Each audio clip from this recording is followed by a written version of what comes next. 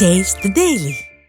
தமிழகத்தில் அதிகரித்து வரும் டெங்கு, சிக்கன்குனியா, மலேரியா, ஃப்ளூ போன்ற விஷ காய்ச்சல்களை கட்டுப்படுத்தாமல் முன்னெச்சரிக்கை நடவடிக்கை எடுக்காமல் வேடிக்கை பார்க்கும் ஸ்டாலினின் திமுக அரசுக்கு கழக பொதுச் செயலாளரும் சட்டமன்ற எதிர்க்கட்சித் தலைவரும் முன்னாள் முதலமைச்சருமான எடப்பாடி கே பழனிசாமி கடும் கண்டனம் தெரிவித்துள்ளார்.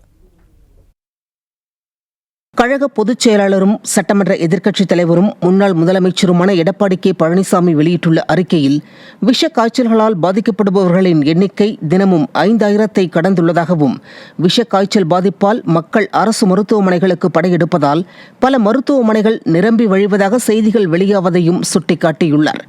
அரசு மருத்துவமனைகளுக்கு வரும் நோயாளிகளுக்கு உரிய சிகிச்சை மற்றும் போதுமான மருந்துகள் வழங்கப்படுவதில்லை என்று குற்றம் சாட்டியுள்ள கழக பொதுச் செயலாளர், ஒரு சில அரசு மருத்துவமனைகளில் ஒரே ஊசியை பல நோயாளிகளுக்கு போடும் அவல நிலை உள்ளதாகவும் வெளியான செய்திகளை சுட்டிக்காட்டியுள்ளார். பெரும்பான்மையான அரசு மருத்துவமனைகள் கழிவு நீரால் நிரம்பி வழிவதாகவும், அவை முழுமையாக அகற்றப்படாத நிலையில் உள்ளதாகவும், அரசு மருத்துவமனைகளே நோய்களை உருவாக்கும் கூடாரங்களாக மாறியுள்ளதாகவும் வரும் செய்திகள் வேதனை அளிப்பதாக தெரிவித்துள்ள கழக பொதுச் செயலாளர், மக்கள் நலனில் சிறிதும் அக்கறை செலுத்தாமல் தன் உடல் நலனை தினமும் பேணிக்காக்கும் சுகாதாரத்துறை அமைச்சர் பொதுமக்களுக்கு விழிப்புணர்வு பிரச்சாரம் செய்யாமல் சப்பை கட்டுவதையே குறிக்கோளாக கொண்டுள்ளதாக மக்கள் வேதனை தெரிவிப்பதாக குறிப்பிட்டுள்ளார்.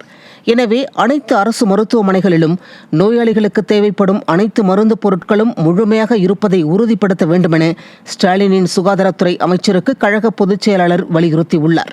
தற்போது பருவமழை துவங்க உள்ள நிலையில் தமிழ்நாடு முழுவதும் வீடுகள் மற்றும் திறந்தவெளி பகுதிகளில் மழைநீர் தேங்காத வண்ணம் நடவடிக்கை எடுக்கவும், காய்ச்சல் முகாம்கள் நடத்துதல், தொடர்ந்து கொசு மருந்து அடித்தல் போன்ற முன்னெச்சரிக்கை நடவடிக்கைகளை மேற்கொண்டு அப்பாவி மக்களின் உயிரை காக்க வேண்டும் என்றும் திறனற்ற ஸ்டாலினின் திமுக அரசை கழக பொதுச் செயலாளர் வலியுறுத்தியுள்ளார்.